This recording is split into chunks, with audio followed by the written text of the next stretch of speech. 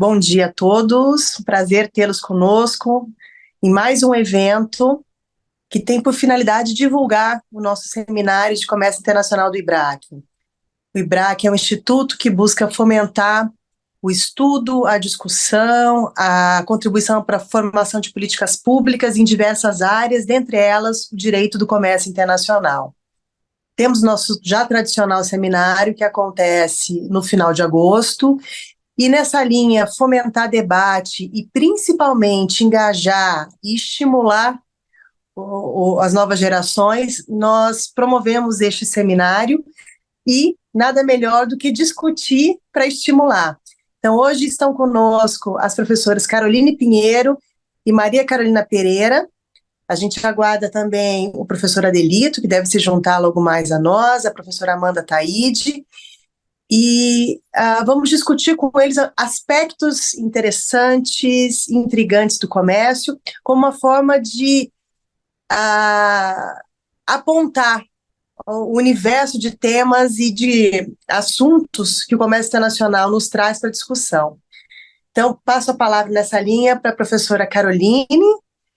Peço, por favor, que ela se apresente e aí a gente dá início aos trabalhos. Agradeço aos participantes aqui, nós não os vemos, mas agradecemos a presença de vocês. E comecemos então. Professora Caroline, seja muito bem-vinda. Bom dia a todos, pessoal. Eu gostaria de agradecer ao convite do IBRAC para participar deste webinar, né? Meu nome é Caroline Pinheiro, sou professora da Universidade Federal de Juiz de Fora, professora de Direito Empresarial desta universidade. Eu considero muito importante esse trabalho, né?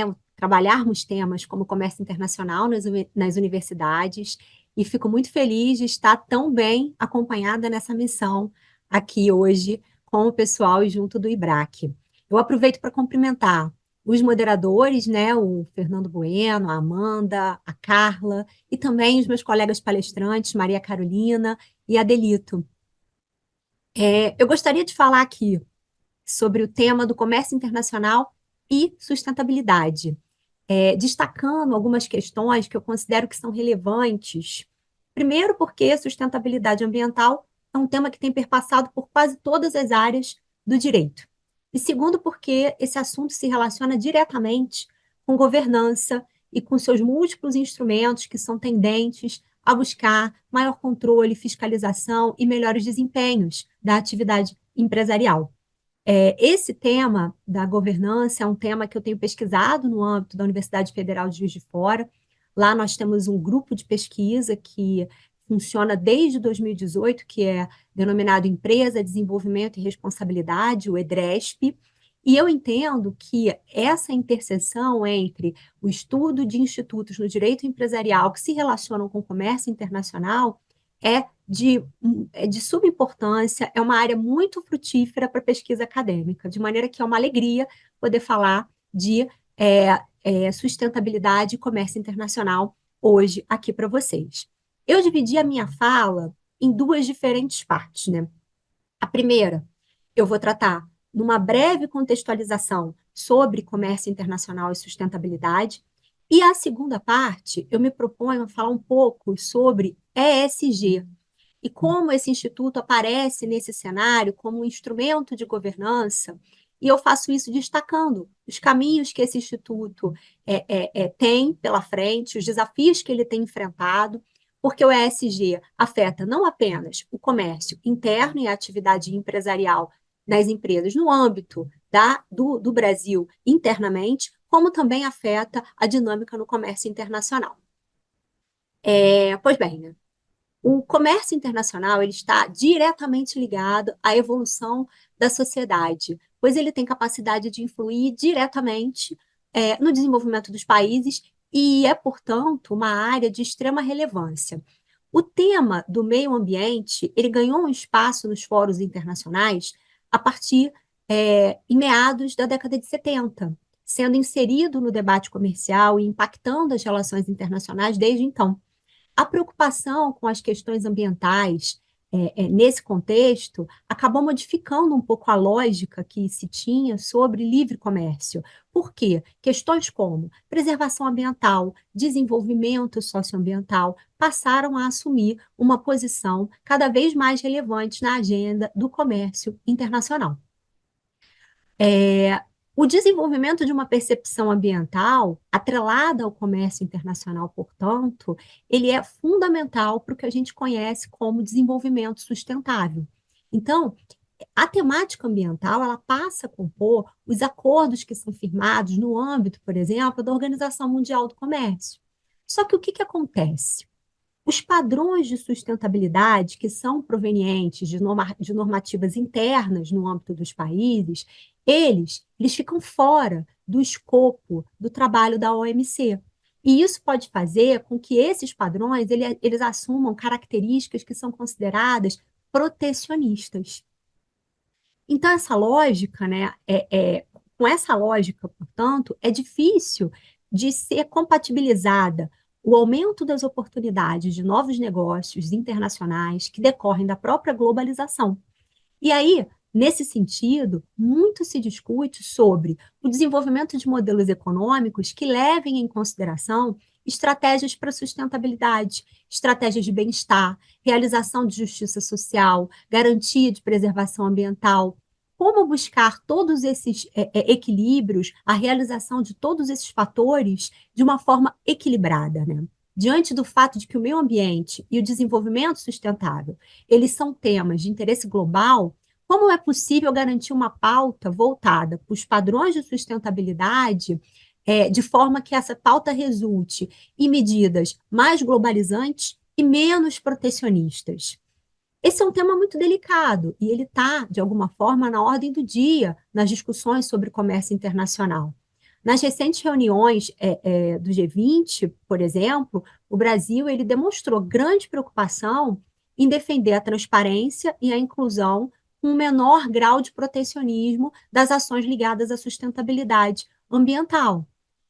Salvo engano, tem uns 10 dias, no máximo, saiu uma matéria no jornal Valor destacando que o protecionismo ambiental constituiu um entrave no G20, especificamente num grupo de trabalho que tratava de comércio e investimento, porque foi destacado que o país, né, o nosso país, está preocupado com a questão do protecionismo para a agenda, por exemplo, do agronegócio, uma vez que a multiplicação de regras adotadas unilateralmente por países ou por blocos econômicos pode resultar em custos elevados no comércio internacional. Feito esse breve passeio, né, destacando alguns pontos, eu me encaminho para a segunda parte da minha conversa com vocês hoje, que é a minha fala sobre ESG e como esse tema tem relação com essa primeira parte, sobre comércio internacional e sustentabilidade. Bem, para que nós possamos atingir um objetivo de desenvolvimento sustentável em cada região do planeta, considerando as inúmeras especificidades dessas regiões, são necessários esforços que integrem ações em áreas, em setores, sejam eles públicos ou privados, e de forma direcionada para metas de crescimento responsável. E que é isso, né? É fundamental que as atividades sejam pautadas na conservação dos recursos naturais e na preservação do meio ambiente através de soluções economicamente viáveis, como desenvolvimento social, no qual as necessidades básicas das pessoas, emprego, alimento, energia, saneamento, sejam asseguradas por políticas públicas instituídas pelos estados e também pelos seus agentes econômicos. Todas essas medidas dialogam com uma noção ampla, que é a noção de sustentabilidade. A difusão do termo sustentabilidade, ela começa em 1994, no momento em que um autor chamado John Elkington, ele introduz um conceito que é denominado Triple Bottom Line, ou tripé, né, de sustentabilidade. O que esse conceito faz? Ele absorve aspectos social, econômico e ambiental.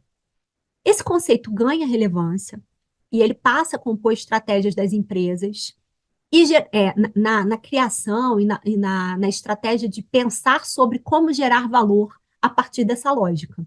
E aí, o que foi feito, né? Nesse contexto, a inovação nas empresas passa a ser direcionada para o aperfeiçoamento dos processos que são capazes de gerar valor na cadeia produtiva, gerando consumo consciente. E aí, a gestão sustentável, nesse contexto, ela tem por fim reduzir alguns impactos ambientais, gerar valor e riqueza, tendo o objetivo, né, para atender alguns anseios sociais.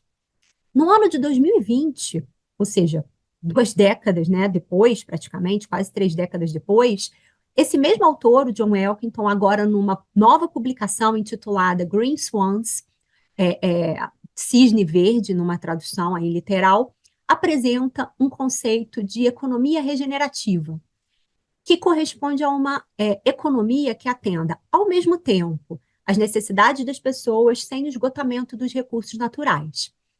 Nesse contexto, esse conceito de cisne verde, ele remete a uma mudança de mentalidade que já tinha sido incorporada nas estratégias empresariais desde 2004, quando surge a terminologia chamada de Environmental, Social and Governance, que é a sigla do ESG, que numa tradução busca congregar o pilar ambiental, social e de governança.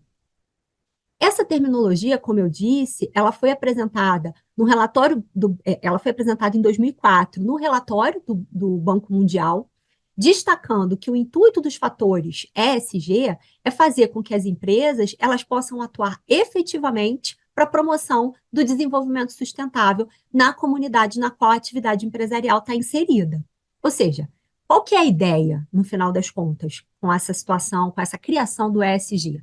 A ideia é a cooperação para a redução de efeitos nocivos ao meio ambiente, junto com uma viabilização de estratégia que seja capaz de gerar vantagem competitiva a partir desse propósito. Qual que é o resultado dessa atuação? Além da valorização da empresa, que também está nessa pauta, seria criar um mercado mais forte nos investimentos que fossem direcionados especificamente para a sustentabilidade. Conceitualmente, né, por assim dizer, sustentabilidade e a noção sobre os fatores de ESG abordam aspectos ambientais e sociais. No entanto, para a gente ter uma divisão aqui, até para fins didáticos, enquanto sustentabilidade compõe uma visão sistêmica, complexa, com estratégias práticas que vão muito além de combater e de mitigar impacto ambiental, o ESG, por outro lado, ele é responsável por definir critérios que devem ser capazes de qualificar quais são as oportunidades de investimento com esse propósito de sustentabilidade. E aí, na prática, né, quando a gente pensa, ok, mas como que isso tudo impactou, o que aconteceu com o ambiente corporativo a partir da introdução desses conceitos, desses institutos? Bem, o mercado, ele inseriu a necessidade de incorporar, né, ele percebe a necessidade de incorporar os critérios de ESG no plano de negócio das empresas, permitindo que investidores comparassem os atributos de ESG para que eles pudessem escolher onde que seria melhor feita a alocação de seus recursos, considerando que o foco aqui é direcionar os recursos para a promoção de sustentabilidade. Então, de uma forma geral, isso foi positivo, sobretudo diante do aumento da preocupação com as mudanças climáticas que nós vemos todos os dias, notícias a respeito dessas mudanças e como que isso tem afetado não apenas o aspecto econômico, mas socialmente a vida das pessoas, né? Ou seja, houve, de certo modo, a compreensão de que a adoção das práticas de ESG influencia as estratégias de mercado e as possibilidades de desenvolvimento e de expansão de operações internacionais. Mas nem tudo são flores, né? O que acontece? Na medida em que as informações sobre a adoção de fatores ESG foi sendo divulgada pelas empresas, as empresas começaram a introduzir essas práticas, a registrar isso e a apresentar isso por meio de um documento chamado Relatório de Sustentabilidade, alguns problemas começaram a ser evidenciados, reforçando a necessidade de uma regulação mais forte para garantia de proteção ambiental, para garantia de desenvolvimento social, sobretudo a partir da atuação empresarial. Então, por exemplo, quais foram os problemas? Primeiro, não obstante se reconheça a importância do ESG, existe uma ausência de confiabilidade nos dados que são divulgados pelas companhias nos relatórios de sustentabilidade. Uma segunda questão, o ESG, ele requer que a análise das medidas adotadas pelas empresas considerem aquilo que é chamado de dupla materialidade, ou seja, para além de medidas que indiquem os reflexos financeiros de um investimento em sustentabilidade, é ainda necessário que o relatório ele dê conta do impacto social, ambiental e de governança da adoção dos fatores ESG no âmbito da organização. Um outro aspecto, né, que é um problema, ao divulgar essas informações sobre ESG em relatórios de sustentabilidade, os estudiosos indicam que há uma grande dificuldade em comparar esses relatórios. Por quê? Porque cada empresa tem liberdade para seguir o modelo de informação, de divulgação que entende conveniente. E aí, o que acontece na prática? Não existe qualquer simetria na forma de divulgação dessas informações. E é muito difícil que a gente consiga verificar e até mesmo comparar como que essas informações impactam nas empresas. E isso é muito difícil, mesmo quando as empresas são do mesmo setor. Elas divulgam informações de sustentabilidade ou informações sobre seus fatores de ESG, chamando atenção para materialidade e dupla materialidade, mas a gente, porque a forma de divulgar é tão diferente, é tão particular, a gente não consegue comparar essas informações. E aí, tem sido verificado, com base nessas dificuldades, pouco impacto, por exemplo, de desinvestimento para a asseguração de ESG. O que isso revela, né? Que atrelar o cumprimento das métricas às tendências de mercado pode não ser um caminho eficiente para o desenvolvimento sustentável, porque no final das contas, o investidor, quando ele percebe que existe um impacto financeiro positivo, ainda que o impacto em relação à questão ambiental, à questão social ou à questão de governança não pareça adequado, esse não é um fator que desestimule o desinvestimento, o que estimule o desinvestimento por parte desse investidor.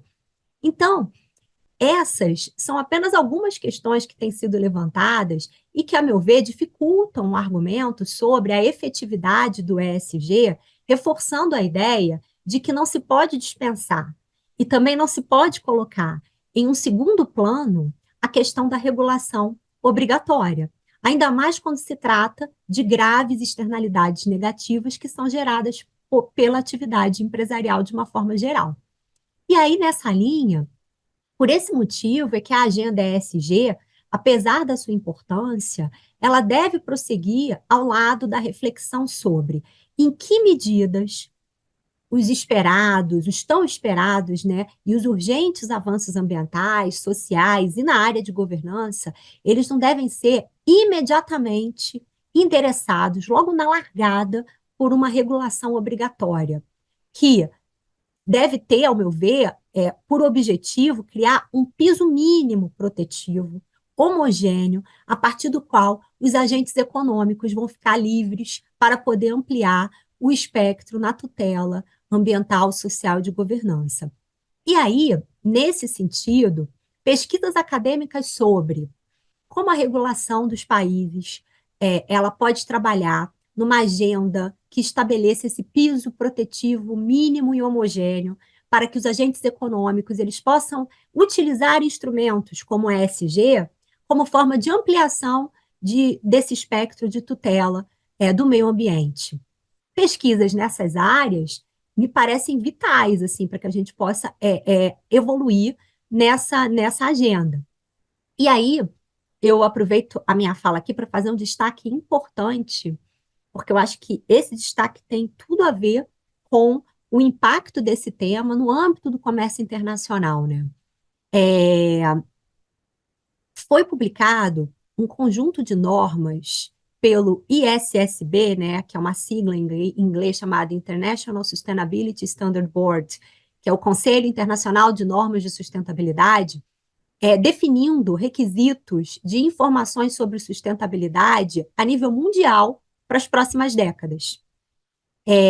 Essas normas se colocam como um ônus maior, né, sobre as empresas no que diz respeito à divulgação da forma como as alterações climáticas afetam diretamente as suas atividades.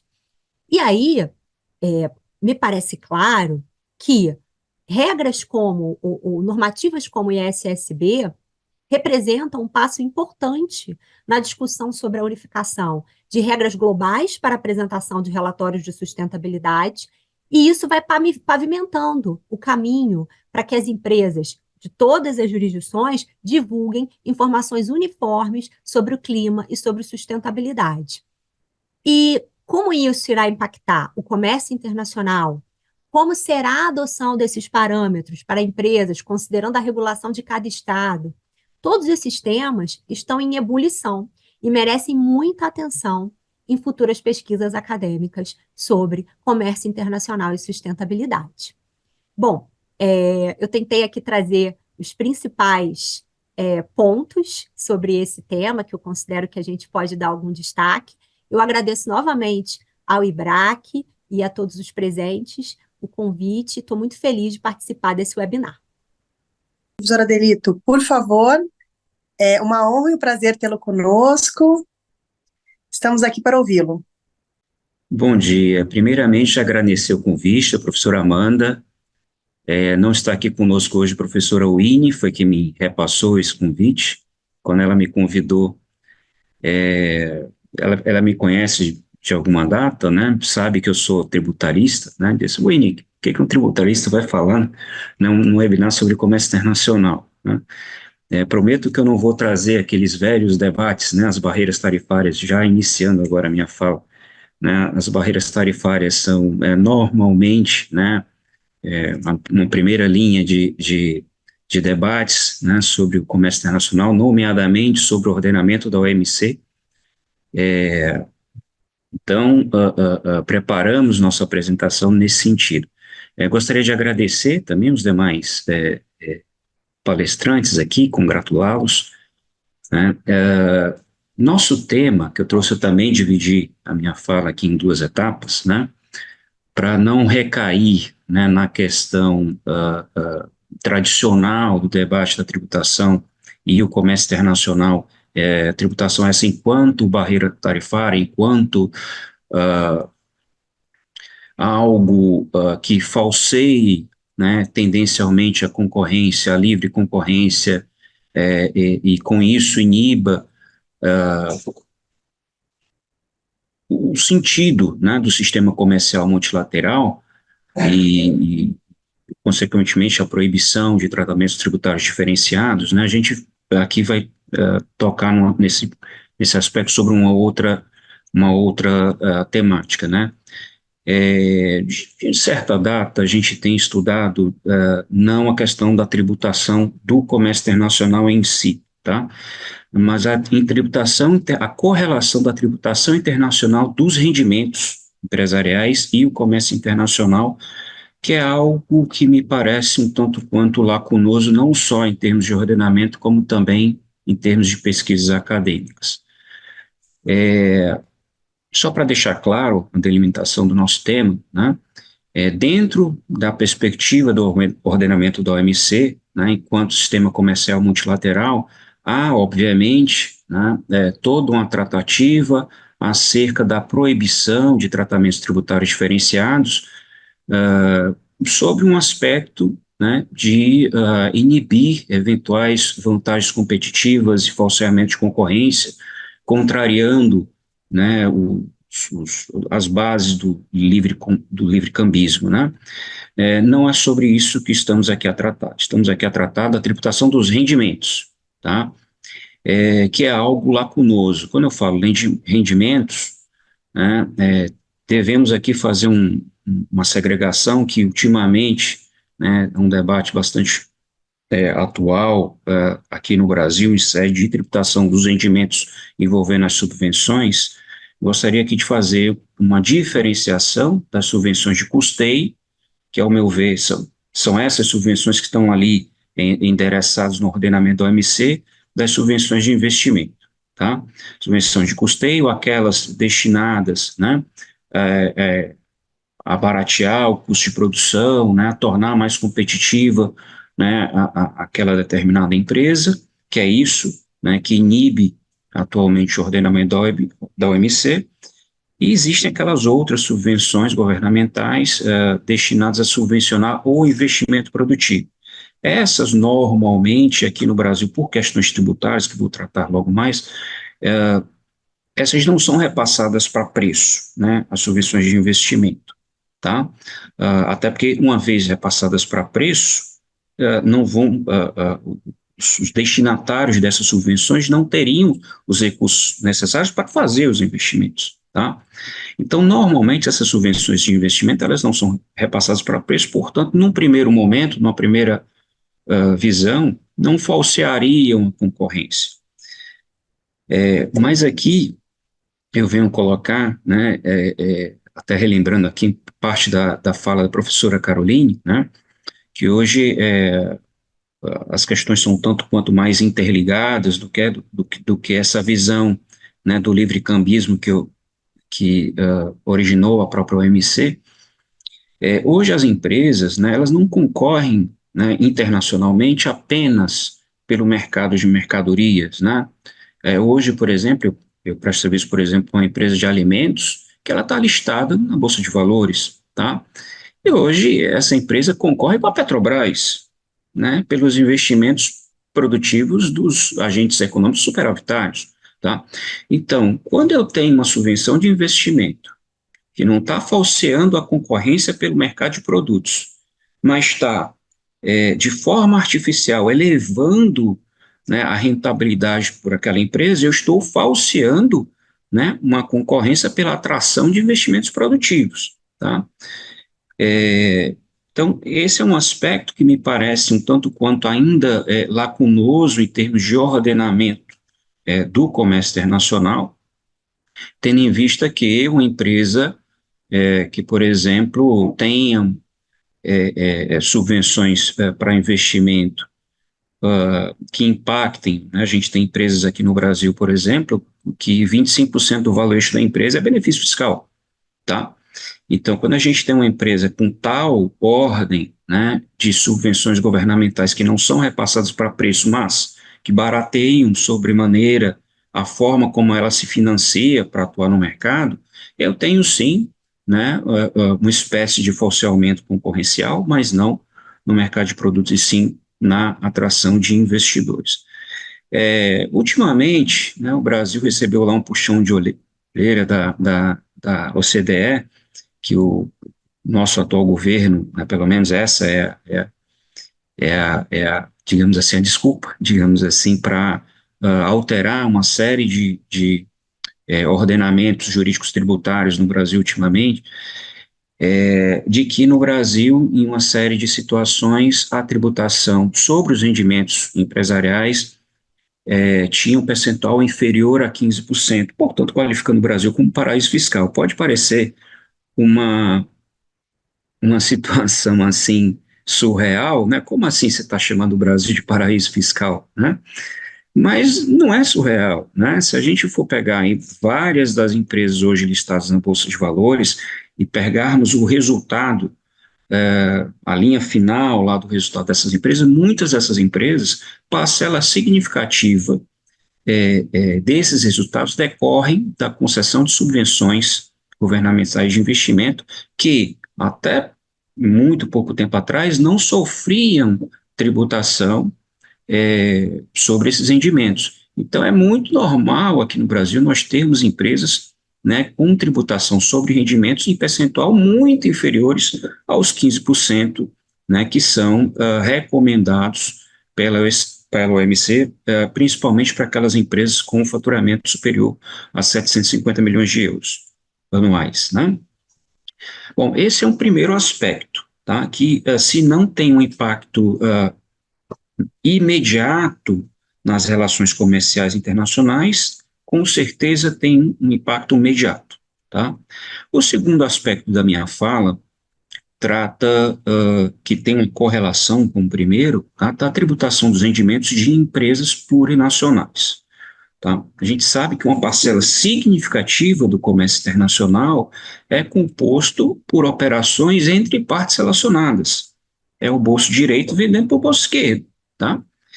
E, nesse sentido, é mais do que natural, né, que esses conglomerados busquem que a parcela do rendimento nessas operações remaneça naquele país com tributação mais favorecida.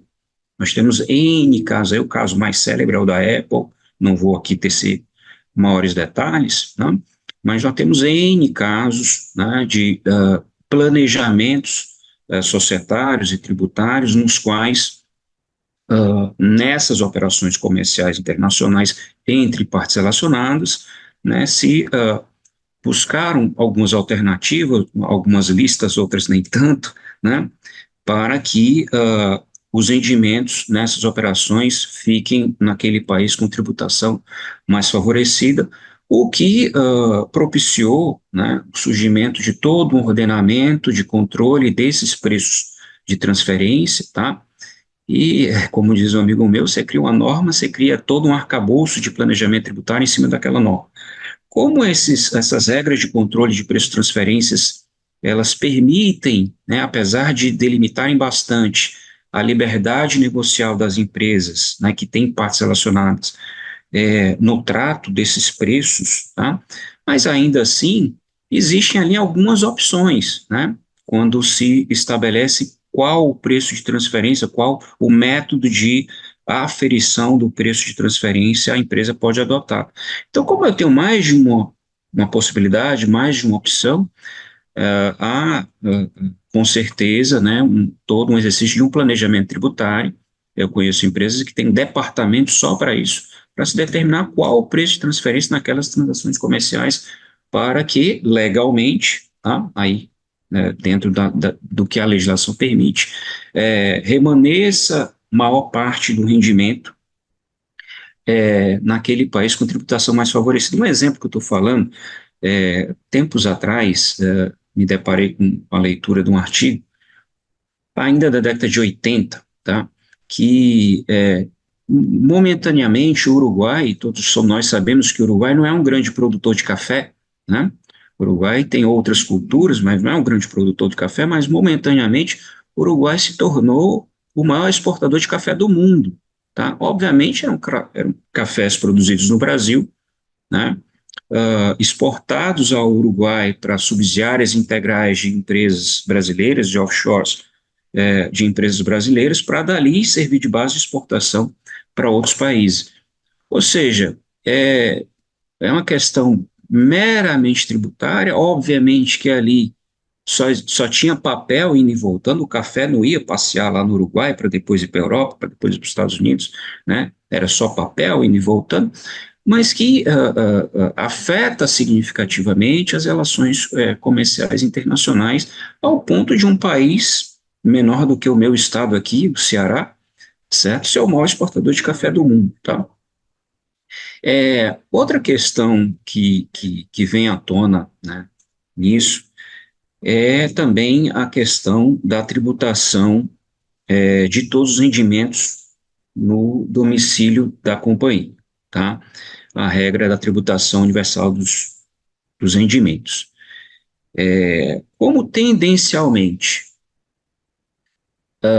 os países mais desenvolvidos tendem a ter mais domicílios, né, das companhias plurinacionais e multinacionais do que outros países, né, menos desenvolvidos, essa regra, né, da tributação universal dos rendimentos no domicílio da companhia tendem a reforçar ainda mais, né, esse abismo, né, de desenvolvimento econômico que há entre países desenvolvidos e não desenvolvidos. Por quê? Porque todo o produto, né, da tributação de rendimentos daquelas operações dessas multinacionais, se adotada tal regra, né, remanesceria naquele país da origem da multinacional. Então, por exemplo, a multinacional com sede nos Estados Unidos, mas com operações mundiais, teriam seus rendimentos auferidos na África, por exemplo, todos eles tributados lá nos Estados Unidos, se essa fosse uma regra universalmente adotada. Motivo pelo qual até temos modelos, né, de acordos para evitar dupla tributação de rendimentos bem díspares. Se pegarmos, por exemplo, o modelo da OCDE, que obviamente é uma organização formada por países mais abastados, se pegarmos o modelo da OCDE, é esse regramento de tributação que está lá, né? Agora, se pegarmos, por exemplo, o modelo de acordo para evitar a dupla tributação da ONU, né, nós já temos uma outra realidade que prioriza a tributação aonde os rendimentos foram efetivamente auferidos. Então, para concluir, tá, a minha fala, unindo aí os dois aspectos da correlação da tributação dos rendimentos com o comércio internacional, dentro de uma visão não comum, que normalmente a visão tributária sobre o comércio internacional é aquela visão tão somente sobre as próprias operações, tá? Creio que ainda carecemos, né, não só em termos de OMC, mas em termos de ordenamento jurídico no Brasil, propriamente dito, de maiores debates, né, e maiores produções acadêmicas também. Por exemplo, essa questão da lacuna no ordenamento jurídico da OMC da tributação das subvenções para investimento é algo que a gente tem muito pouca produção acadêmica ainda. Recentemente tive que fazer pesquisa sobre o tema, tive alguma dificuldade de encontrar pesquisas nacionais sobre o tema, e a gente não pode esquecer que a gente não vive mais numa ilha, né? O Brasil se correlaciona internacionalmente, quase todos os países do mundo. Peguei um caso recentemente de um país com o qual o Brasil não tinha um tratado, né, de tributação internacional. Um cliente nosso foi fazer um negócio na Suazilândia, né? Meu amigo, não tinha outro lugar para você fazer negócio, e resultado teve que tributar nos dois países, né, no Brasil e lá. Enfim, aproveito para agradecer, encerrar minha fala, agradecer novamente a oportunidade de estar aqui. Para mim, uma grande honra estar aqui com vocês. Obrigado, pessoal. Agradeço a todos, peço desculpas aqui por não ter conseguido entrar antes e passo ato contínuo a palavra para a Maria Carolina para fazer aqui a sua palestra, e agradecendo a Caroline Pinheiro e ao Adelito pelas palestras já realizadas. Achei super interessante os pontos trazidos pela professora Caroline e pelo professor Adelito.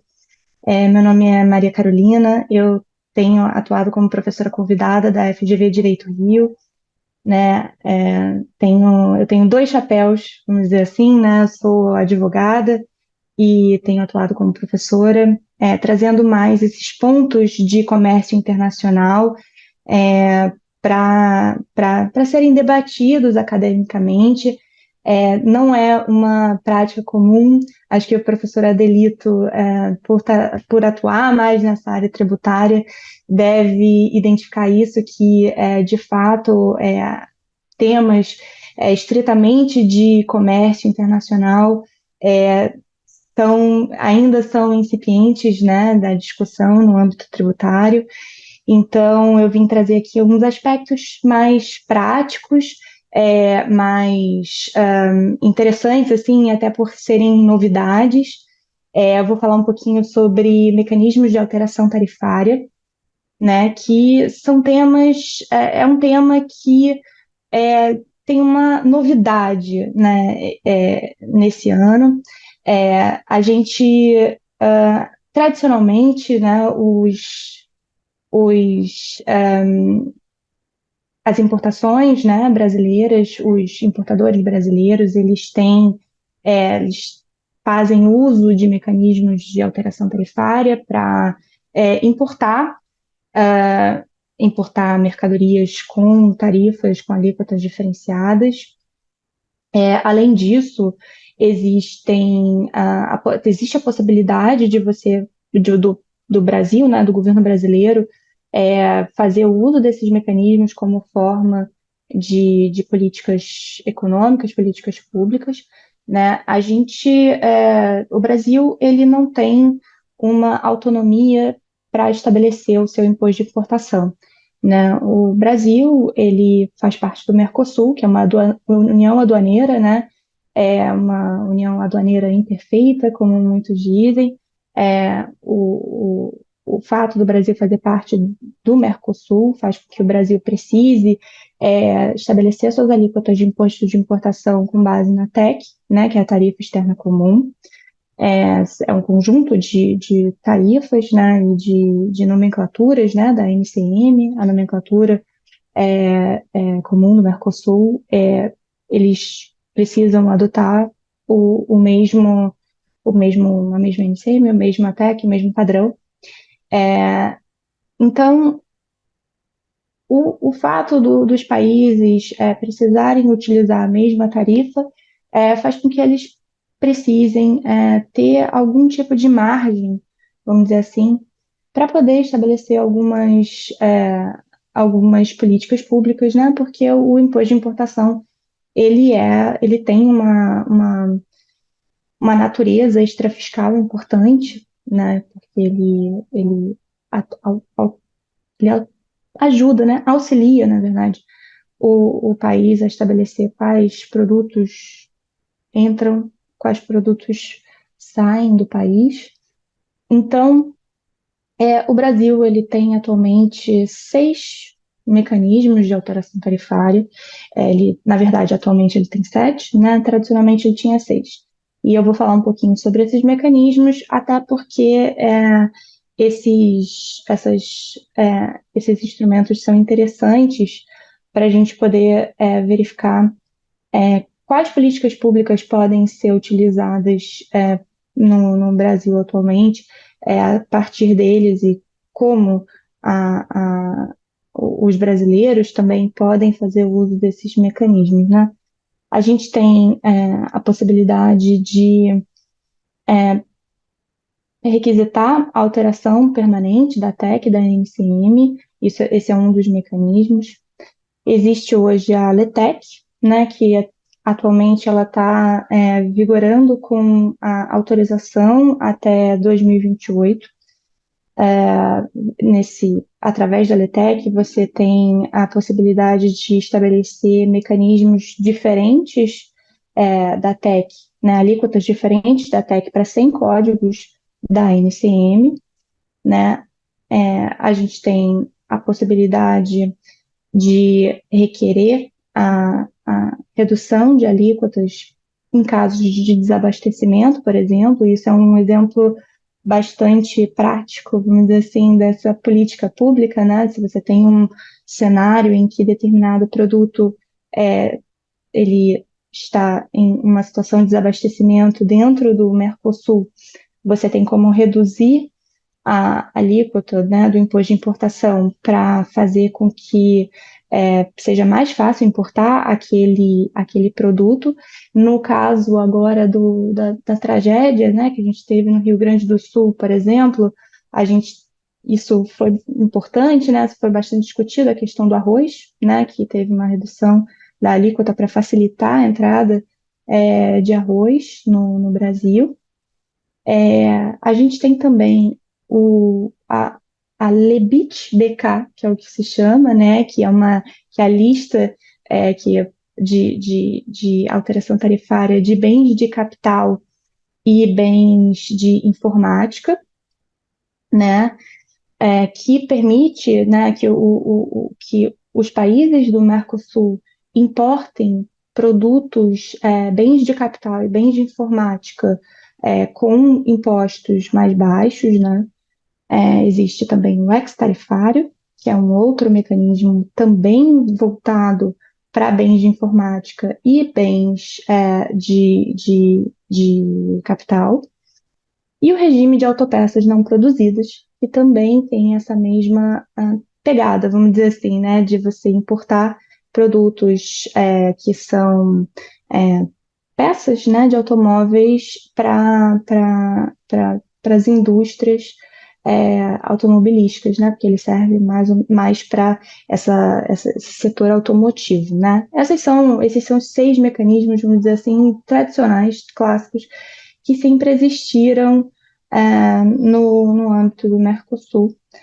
E esse ano a gente teve uma novidade, por isso que eu resolvi trazer esse tema para discutir aqui, que é a chamada lista de desequilíbrios conjunturais, lista de desequilíbrios comerciais conjunturais, né, que serve para você poder atuar nessa diferença, você poder ter um imposto diferenciado para fazer frente a desequilíbrios desequilíbrios econômicos na balança comercial brasileira, no atual cenário econômico brasileiro, né? Esse mecanismo ele foi introduzido, né? Ele foi aprovado no Brasil por conta de uma atual situação de aumento de importações bastante forte. E ele foi muito com base em pleito de setor, com base nas demandas trazidas por setores industriais que se viram bastante fragilizados por conta de um aumento de importações, né, bastante significativo, capaz de gerar esses desequilíbrios, né? Esse mecanismo, essa nova lista foi introduzida, foi incorporada pelo Brasil em janeiro desse ano, agora de 2024, então é realmente uma novidade e trouxe justamente esse ponto, porque é bastante interessante a gente discutir quais são os desafios, as oportunidades desse mecanismo, o que esse mecanismo pode, de fato, trazer de benefícios para a economia brasileira, quais são os desafios que precisam ser considerados. Então, é um tema bastante novo e bastante, vamos dizer assim, em voga atualmente, que vale a pena ser explorado, né? E um outro ponto que eu acho que também é interessante nesse mesmo tema, né, de alterações tarifárias, diz respeito saiu uma matéria no Valor na semana passada, se eu não me engano, falando do aumento de importações nesse ano de 2024, comparando com o ano de 2023, né? Saíram os dados de comércio exterior agora de junho, né? E nesses dados a gente verificou, né, uma redução do saldo da balança comercial brasileira, mais ou menos acho que na ordem de 30%, se eu não me engano, né, porque, de fato, houve um aumento bastante expressivo de importações no Brasil, né? E um dos produtos que, de fato, aumentaram bastante nessa comparação, né, 2024 com o ano passado, 2023, foram bens de capital, né? E o que isso significa, né? Bastante quando o Brasil, né, cresce mais, e isso também tem a ver um pouco com a nova política industrial brasileira, que é um pouco do que a professora Caroline estava trazendo de ESG, né, de ESG. A gente tem, né, uma política atualmente, uma política industrial, a nova Indústria Brasil, a NIB, né, que tem essa pegada de trazer mais essa indústria verde, a indústria sustentável para o Brasil, e o comércio exterior acaba sendo um instrumento muito importante para isso. A gente teve essa diferença das importações de 2023 em relação a 2024, e nós temos, ao mesmo tempo, muitos instrumentos, né? A gente eram 6, agora nós temos 7 mecanismos de alteração tarifária, e 3 deles, né, se a gente considerar o regime de autopeças, mas ainda que não se considere, tudo bem, 2 deles, que já é uma quantidade grande, uma proporção grande de instrumentos de alteração tarifária voltados para bens de capital, bens de informática, justamente porque esses bens, eles têm um potencial muito, muito grande de trazer desenvolvimento para o país, crescimento para o país. Então, é bastante interessante a gente ver essa comparação, né, dos momentos de maior crescimento, dos momentos em que a política industrial ela se pauta mais ao fomento de você ter mais bens de capital entrando no país. Então, é interessante ver, e eu trouxe esse tema de alterações tarifárias por causa disso também, de qual é o papel do comércio exterior, né, desses mecanismos, das possibilidades que a gente tem para você fomentar o crescimento do país. Eu acho que esses mecanismos, né, de trazer bens de capital para o país, você, né, incentivar isso, são bastante interessantes nesse ponto, e essa evolução da balança comercial do ano passado para esse ano, ela mostra bastante isso, né, de trazer essa evolução tão significativa, né, do saldo da balança comercial para esse ano, né, 33% é bastante coisa para você ter, né, de diferença. Então, eu acho que é um tema que vale a pena ser também explorado, ser estudado, né, um tema de comércio internacional bastante interessante. E por isso que eu trouxe esses 2 pontos de alterações tarifárias. Eu acho que vale a pena né, assim, estudar mais e ver as oportunidades e os benefícios e os desafios também desses 2 temas. Então, foi minha provocação, né, foi mais uma tentativa de mostrar o que existe hoje, né, de mecanismos de comércio internacional e comércio exterior brasileiro, né, para incentivar mesmo, para trazer essas novidades que podem ser interessantes de serem exploradas em artigos, em estudos, né? Acho que era essa a minha fala. Eu acho que a gente teve aqui perspectivas diferentes e que de alguma forma se complementam com relação ao tema comércio, que é o verde, a sustentabilidade, o comércio, o aspecto tributário, que está diretamente ligado à competitividade e o embate entre os agentes econômicos, né, no comércio internacional. E fechando um pouquinho esse universo tributário, a gente vem falar de tarifa, né, que é o tributo extrafiscal de regulação da economia, em que, se por um lado o Estado busca fazer política pública com ele, por outras empresas tentam encontrar formas de ganhar competitividade no comércio internacional. Muitos temas a serem explorados, fica aqui nosso convite. Amanda, vamos convidar o pessoal para escrever? Isso aí, eu acho que é só reiterar aqui meu agradecimento a vocês por terem participado desse 3º evento. A gente está aqui basicamente nessa odisseia de levar o tema do comércio internacional para outras universidades, para além dos tradicionais. Então, a gente fica muito feliz em receber aqui a Carol, da Universidade Federal de Juiz de Fora, o Adelito da Unifor, Thalisa, Maria Carolina, da GV Rio, e eu acho que reiterando aqui o nosso convite para que vocês que estão aqui ouvindo agora o nosso tema, ou agora os temas aqui dos professores, ou na versão gravada, o prazo é 30 de julho, para a submissão para o Prêmio de Comércio Internacional.